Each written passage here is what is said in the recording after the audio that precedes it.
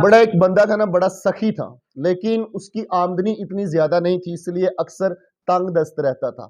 बास बंदे जरा खुले दिल के होते हैं, दूसरों की मदद करने वाले होते हैं, और बड़ा मशहूर था। अगर किसी को कोई मसला होता तो उसके पास आकर अपना मसला बयान करता, वो पूरी कोशिश करता कि मैं उसकी मदद करूं। एक दफा उसको एक कैदी ने खत लिखा और उससे कहा कि मेरी थोड़ी सी दस्तगीरी कर दो, कुछ दिरहम चांदी दिनार देकर मेरी रहाई का एहतमाम कर दो, मैं बहुत तकलीफ में हूं। अब उस सखी के पास कोई पैसा तो था नहीं, तो वो जो उसके मुखालिफ थे ना, जिन्होंने उसको कैद में डाला था, उनके पास गया और वहां जाकर उसकी जमानत दी कि इसने जितने आपके पैसे देने हैं, ये इसको थोड़ी मोहलत दे दें, अगर आपको नहीं देगा तो मैं जमानत देता हूं, मैं हाजिर हूंगा, मैं उसके पैसे अदा करूंगा।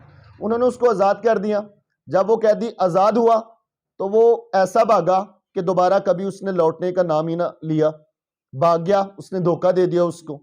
लिहाजा उन मुखालिफिन ने उस बंदे को जो सखी था उसे पकड़कर कैद में डाल दिया कि लाओ भाई, आप चांदी दो, हमारी सोना दो, दिरहम दिनार दो, जो भी कर्ज लेना था वो दो, तो तुम्हें रहाई मिलेगी, तुम्हें आजादी मिलेगी। अब उसके पास, बेचारे के पास कुछ नहीं बचा था, तो उसने चुप करके कैद को मोल लिया, अंदर आराम के साथ दिन भी गुजारे, रातें भी गुजारी, जिंदगी का कुछ हिस्सा उसको वहां पर गुजारना पड़ा।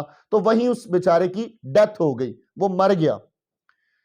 तो बेटा, जब वो मरा तो दीवार के ऊपर उसने एक बड़ा प्यारा जुमला लिख दिया कि एक जिंदा दिल बंदा जो होता है ना, जिसका दिल जिंदा होता है, मरा हुआ नहीं होता, उस एक जहान से बेहतर है जो मुर्दा दिल हो।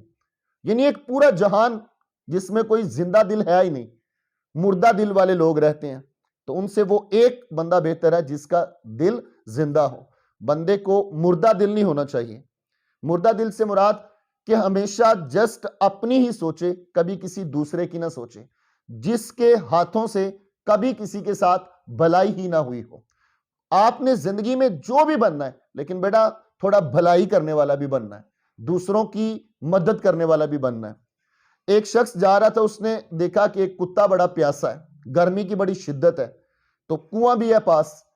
उसने अपनी टोपी उतारी और अपनी पगड़ी की रस्सी बनाई, तो कुएं से पानी निकालकर अपनी टोपी में कुत्ते को पिला दिया कि कहीं गर्मी की शिद्दत से ये मर ना जाए। तो बेटा, नबी पाक सल्लल्लाहु अलैहि वसल्लम ने उस शख्स के बारे में फरमाया कि उसके इस अमल की वजह से सारी जिंदगी के गुनाह मिट गए, उसके गुनाह माफ कर दिए गए।